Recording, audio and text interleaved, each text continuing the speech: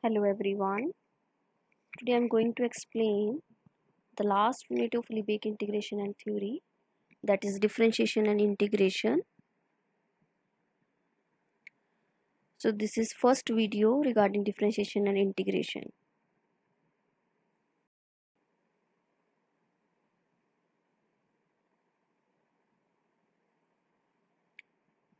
So now I am going to start the unit 4, that is differentiation and integration.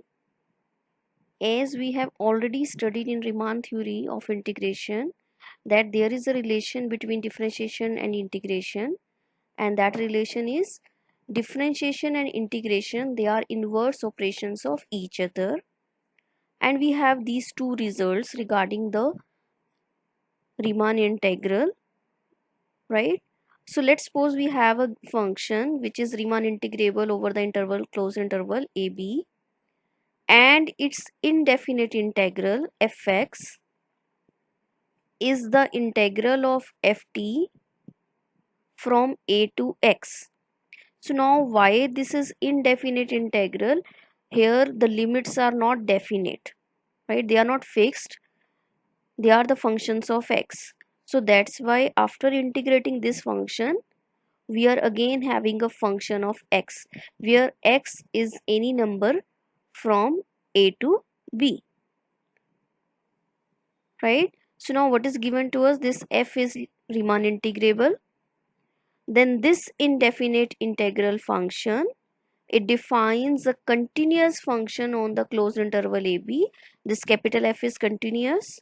Furthermore, if the small f is continuous at any point x0 from the interval AB, then this capital F is differentiable, and we have this relation that the derivative of capital F at any point x0 is same as that the value of the function at x0.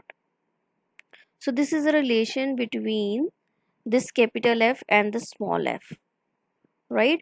Capital F is nothing but the integration, and small f is nothing but the derivative of this integration. So we have this relation. Similarly, the next result, and this is also known as fundamental theorem of calculus, this says whenever we have a Riemann integrable function over the closed interval AB, and if we have a function capital F which is differentiable and having this relation that derivative of capital F is small f for all x belonging to closed interval AB, then capital F is nothing but the indefinite integral of small f plus the point at a, the value of the function at a, or you can say the value of integral of ft from a to x is fx minus fa, and this is true for every x belonging to the closed interval ab. So in particular, if we put x to be b, so what will the value of this integral? This is nothing but fb minus fa, and this is our fundamental theorem of calculus. So now the next is the Dini derivatives. Now what are these Dini derivatives? Now before to start Dini derivatives, now just see what is the relation between a differentiable function and continuous function. Now just see, in discussing the differentiation of in an indefinite Lebesgue integral, right? We first see the relation between continuous function and differentiable function. As we know that every differentiable function is continuous, but not the converse. So we have continuous function which does not necessarily possess a unique derivative everywhere. Alright. So it is possible to construct nowhere differentiable continuous function. Right. Now what do you mean by a derivative? Derivative means we find the limit h going to 0 of this ratio. Right. So we find out the difference f of x plus h minus f of x, divide by h, and then when we take the limit h going to 0, this will become the derivative provided this value is finite and exists, right? And we can find this derivative in the terms of left hand and right hand, because here we are having mod of h is going to 0. So our h may be going to 0 from right side, or it going to 0 from left side, right? So if left hand derivative is same as that right hand derivative and both these values exist and finite, then we say our function is differentiable at any point. Now let's suppose our function is not differentiable. It fails to possess the derivative in this sense, right? It means these limits are not existing. Then we can make the four quantities which are known as Dini derivatives. Now what are these four quantities? These four derivatives are what? D upper side positive fx means this is called upper right derivative, means we have to take right derivative, means h going to 0 from positive side. Okay, we have to find this ratio, we have to find the limit over this ratio, right, from the right side, and upper denotes the upper value of this ratio, right, the maximum value of this ratio. So that means we have to find the supremum of the limit h going to 0 from positive side of f of x plus h minus f of x by h, and this is called upper right derivative. So once again, see, what do you mean by upper right derivative? Right derivative means we are taking the derivative from right side, that means h is going to 0 from positive side, and upper means we are finding the supremum value of this ratio. We are finding the upper value of this ratio.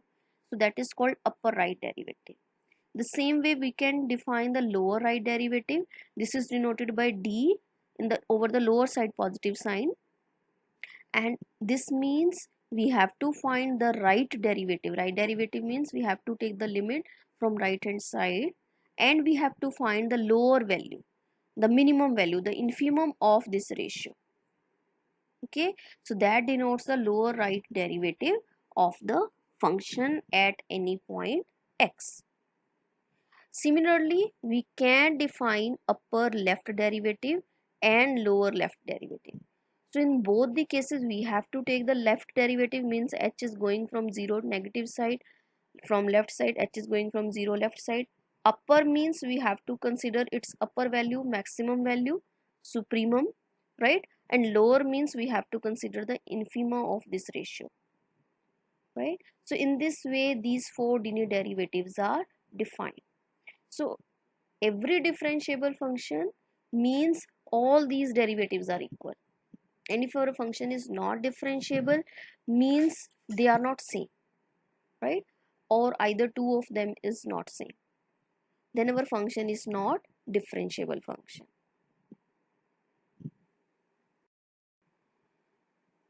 We may easily prove the following properties by using the definition of Dini derivatives, and that are: the Dini derivatives first of all always exist, either the values are finite or infinite, right, for any function f, and it always satisfies this inequality, right. Why? Because we know that what is this d plus lower side, means this is lower right derivative, so this is infima of that ratio, this is a suprema of that ratio. We know that infima is always less than equal to suprema. The same way here, so Dini derivatives always satisfy this inequality. Now the next property is, if the lower left derivative and the upper left derivative both are same, then we say the function has left hand derivative. The left hand derivative exists of the function at any point x. Similarly, if the lower right derivative and the upper right derivative they have the common value, then we can say its right hand derivative exists at any point x. And in general we know that left hand derivative is always less than equal to the right hand derivative of the function. Okay, so if our function has derivative at x, means all these four derivatives are same, means our left hand derivative is same as that right hand derivative, and conversely. Okay, so thus the function f is differentiable at a point if and only if all the four Dini derivatives are identical, they are different from plus minus infinity. Now the third property we can assume, we can observe that if left hand derivative is same as that right hand derivative, then this is a relation between left hand derivative and right hand derivative, that we can write left hand derivative as the minus of right hand derivative of minus of fx. Now just see, for example, our function is x. What will be its left hand derivative? It is 1. What will be its right hand derivative? It is again 1. Okay, but if we consider function to be minus of x, then what is its right hand derivative? It is minus 1, right? So you substitute the value of right hand derivative of minus of fx, it is minus 1. Minus minus, it is plus 1. And what is the left hand derivative of the function at of this fx? It is nothing but 1. So these two values are same. So this is a relation between left hand derivative and right hand derivative, that left hand derivative is same as that you can find right hand derivative of negative of the function and again multiply by with minus sign. So both these values are same. And the fourth property, which says that the derivative of the sum of two functions satisfy these two inequalities, right? This is right hand derivative, sum of two functions. So as we know that supremum of f plus g is always less than equal to the supremum of first function plus the supremum of second. So from there we get this inequality. And the same way this, as we know that infimum of f plus g is always greater than equal to the infimum of f plus infimum of g, so we get this inequality. So these are the four observations, four properties of Dini derivatives, and we can easily prove these four properties by the definition only.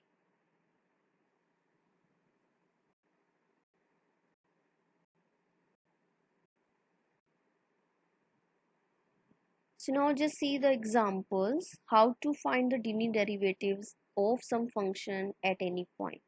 Let's suppose we are given a function going from R to R defined by f of x as mod of x. Find out its four Dini derivatives at x is equal to 0, right? So now just see, by definition this is lower right derivative, means we are finding the derivative from right side and taking the lower value, right? Similarly this is upper right derivative, this is lower left derivative, this is upper left derivative.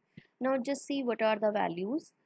Now just see what is the value of lower right derivative. Substitute the value of point, it is 0. Here x is 0.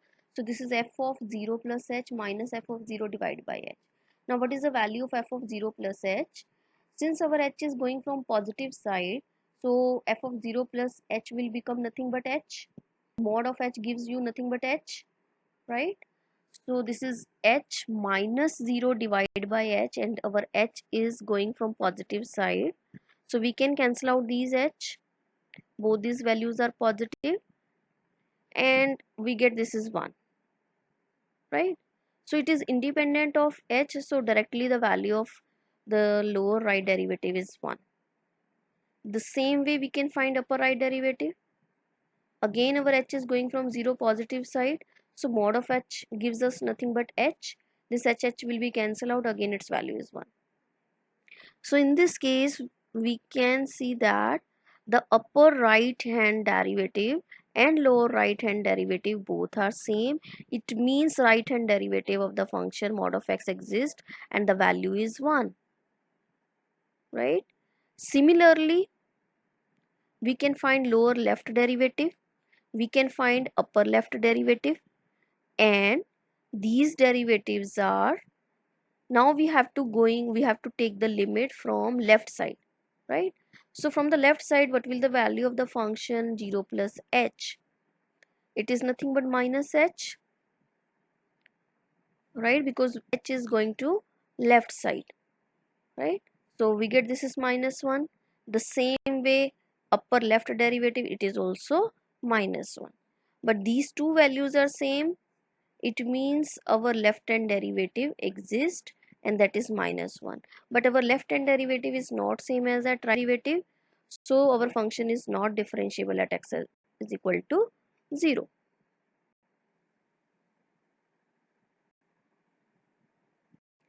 Just see one more example. Let f be any function from R to R defined by f of x is x times sine 1 over x whenever x is greater than 0. It is 0 when x is 0. It is x times sine 1 over x plus 4x when x is less than 0. Find all the 4 linear derivatives of this function at x is equal to 0. Means we have to find these 4 limits. Now just see the first one, the upper right hand derivative at 0. The limit upper right hand derivative f of h minus f of 0 divided by h. Now put the value of the function whenever your h is going from 0 positive. So it means the value of the function is this one. So the value of fh will be h sine 1 over h. What is the value of f0? It is nothing but 0. Right? So now you find out the limit. It will be cancel out. You get limit supremum of sine 1 over h. As we know that sine function has maximum value 1. So the supremum of this will be 1. Right? So the upper right derivative of this function at 0 is nothing but 1. Similarly, find out the lower right derivative. Again we have to take the limit from right side, so means our function will be this one. But now we have to find the lower value. What is the lower value of sine function? It is minus 1. Right? So the value of this limit will be minus 1. Okay. Now you find out the upper left derivative. Upper left derivative is the limit h going from left side, and we have to find the upper value of this limit. Now since our h is going from left side, so means we have to consider the function to be this much. Now substitute this function over here. The value of f0 is 0. Now our h will be cancelled out. Now what is the maximum value of this function whenever h is going from negative side? The maximum value of this function is 1. It is 4. So 4 plus 1 is 5. So this is the up left derivative of the function at 0. Similarly, the lower left derivative of the function is the lower value from the left side. Right? Now what is the lower value of this function? It is minus 1 plus 4. So it is 3. Now just see, all these values are not equal. They are not same. So our function is not differentiable. However, all the 4 linear derivatives exist.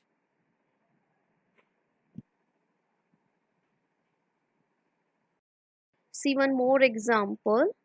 Let's suppose our function is defined from R to R. Whenever x is non-zero, it is x into sine 1 by x. When x is 0, it is 0. So we have to find the 4 linear derivatives of this function. Now just see what is the upper right derivative, lower right derivative, upper left derivative and lower left derivative. Right? Now just see what will be the upper right derivative. We have to take the derivative from right side and we have to consider the upper value. So substitute over here the value of function. So you will get this is sine 1 by h, and upper value will be 1. Similarly, lower value will be minus 1. Upper left derivative will be again 1. Okay, because here the value of function is same for all x not equal to 0. So x strictly greater than 0, again the value is this. X less than 0 pe again value of the function is this. So we can substitute the value of the function as h into sine 1 by h. Our h will be cancelled out. What will be the minimum value and max value of this function? It is minus 1 and 1. So the lower left derivative and lower right derivative, all these values are 1 minus 1 1 minus 1 and so on. Right? So all these linear derivatives exist, but they are not same, so our function is not differentiable at x is equal to 0. However, this function is continuous.